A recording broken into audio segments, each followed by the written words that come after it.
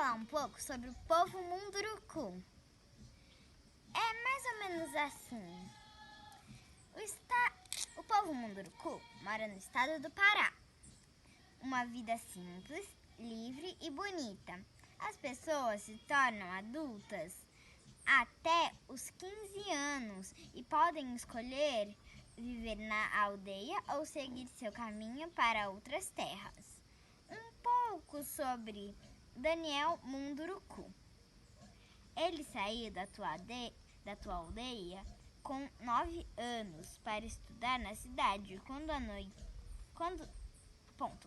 anoitece, as crianças se reúnem para ouvir contos de mais velhos ao redor da fogueira. Uma cultura que mantém os rituais vivos. Eles acreditam que o rio fala com o próprio espírito da sua sabedoria.